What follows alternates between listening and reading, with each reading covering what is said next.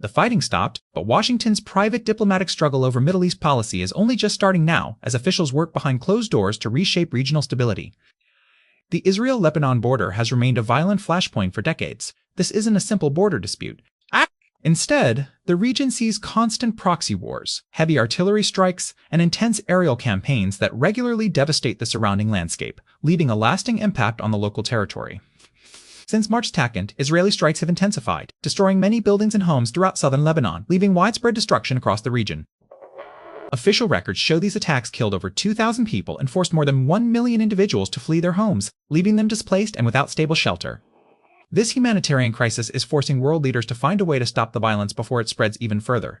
Israel and Lebanon are finally starting direct diplomatic talks, marking the first real contact between the two nations since 1993. This second round of high-level negotiations carries incredibly heavy stakes and might actually change how the entire region functions moving forward. The U.S. State Department confirmed that a second round of ambassador-level talks will happen this Thursday, April 23rd. Washington will host the meeting at the Department of State headquarters. Washington liked the talks that started on April 14th, following several rounds of productive dialogue between the involved parties. These talks follow a strict format. Lebanon's ambassador to Washington, Nada Hamed Mawawad, and Israel's ambassador Yechiel Leiter are holding direct, face-to-face preliminary discussions. These ongoing Washington contacts aim to prepare for larger, more complex negotiations that may eventually move to Cyprus. You can fact. Diplomats are negotiating, but the battlefield remains quiet for now. A 10-day ceasefire began at midnight local time in Lebanon, providing a temporary pause in the ongoing hostilities.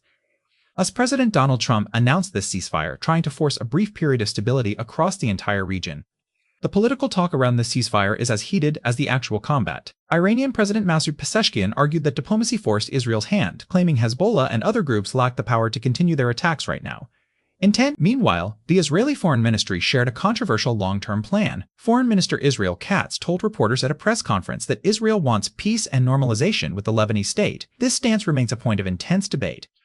He argued the real problem isn't the Lebanese state, but instead the presence and specific actions of Hezbollah. Lebanon's government is currently planning for life after the ceasefire. The president and prime minister are meeting now to figure out how to enforce the truce and rebuild state control. Prime Minister Nevav Silam says the cabinet must act to keep weapons under sole state control. This decision matters because the Lebanese government needs to show it can govern southern territories without interference from non-state actors. The state's authority depends on managing its own borders and security.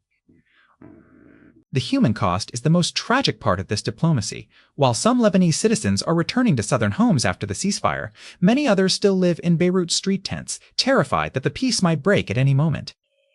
Tensions are high. Washington diplomats are negotiating, but recent fighting has left Lebanon's border regions heavily damaged and unstable, creating a volatile situation across the landscape. How does this change the Middle East? This is a direct attempt to change how these nations interact. If the Washington talks succeed, the Israel-Lebanon relationship will undergo its first structural shift since the early 90s. But this diplomacy fails if Hezbollah remains active. Without the Lebanese state controlling all weapons, any Washington agreement becomes a useless piece of paper. The entire deal depends on whether Beirut can actually disarm these groups. Watch Washington closely. The US is no longer just mediating, they are actively designing this new diplomatic corridor. It is a high-stakes situation where the next move will either stabilize the region or trigger a much larger conflict across the Middle East. The conflict between Lebanon and Israel is changing constantly. We are watching the Washington negotiations as they happen. To track these specific geopolitical shifts, subscribe to the channel and turn on notifications so you don't miss any updates.